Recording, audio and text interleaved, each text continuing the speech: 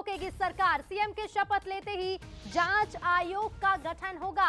प्रधानमंत्री ने मंच से कहा था कि सरकार आते ही जांच होगी, ये कहना था पीएम मोदी का। और ये बड़ी खबर इसी बीच सामने आई है, पीएससी की जांच तक सरकार पोस्टिंग रोकेगी। सीएम के शपथ लेते ही जांच आयोग का गठन भी किया जाएगा। जो वादा छत्तीसगढ़ की जनता से पीएम मोदी ने किया, जो गारंटी दी थी कि सरकार आते ही मामले में जांच शुरू होगी, और उसका असर भी दिखने लगा है। ये बड़ी खबर इसी बीच सामने आई है कि पीएससी की जांच तक सरकार पोस्टिंग रोकेगी और सीएम के शपथ लेते ही जांच आयोग का गठन किया जाएगा और यही आयोग इस मामले में जांच करेगा। तो प्रधानमंत्री नरेंद्र मोदी ने छत्तीसगढ़ की जनता से ये कहा था कि सरकार आते ही जांच होगी। छत्तीसगढ़ की जनता ने बीजेपी पर भरोसा जताया, पीएम मोदी की गारंटी पर विश्वास जताया और सरकार बन रही है बीजेपी की।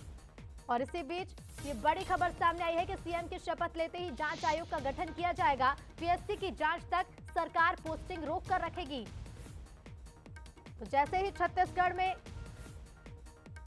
मुख्यमंत्री शपथ लेंगे, वैसे ही जांच आयोग का गठन किया जाएगा और इस मामले की जांच कराई जाएगी।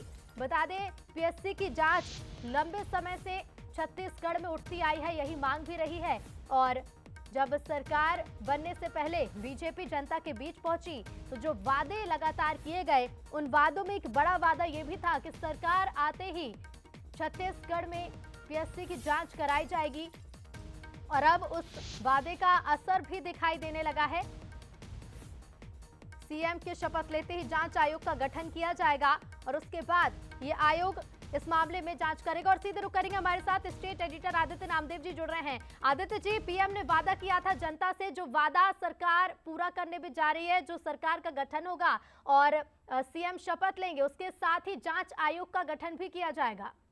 देखिए रितु, सबसे बड़ी बात यह है कि भारतीय जनता पार्टी जब शासन में नहीं आई थी, प्रधानमंत्री ने, मुझे बहुत अच्छे से याद है, मंच से घोषणा की थी पीएससी जांच करवाएगी सरकार जैसे ही हम सरकार में आएंगे और निश्चित तौर पर कड़ी से कड़ी कार्रवाई की जाएगी। उसने यूथ का अचानक जो है मोल्ड जो किया था भारतीय जनता पार्टी की तरफ, क्योंकि पीएससी में बड़ा आरोप था कि जो उस समय चेयरमैन थे पीएससी के, हालांकि वो रिटायर हो चुके हैं, लेकिन सोनवानी जब उस समय चेयरमैन थे तो उनके परिवार के कई लोगों का पीएससी में सिलेक्शन हुआ, कई डिप्टी कलेक्टर बने, कई अलग अलग पदों पर, और कई नेताओं के भी बच्चों को उसमें जगह मिली। हालांकि देखिए, नेता के बच्चे या पीएससी चेयरमैन का बच्चा सेलेक्ट नहीं हो सकता, ऐसा नहीं, लेकिन सर्कमस्टेंसेस ऐसे बन रहे थे कि वो बड़ा मामला गया, हाईकोर्ट में भी गया और हाईकोर्ट ने भी माना कि कहीं ना कहीं गलती तो हुई है।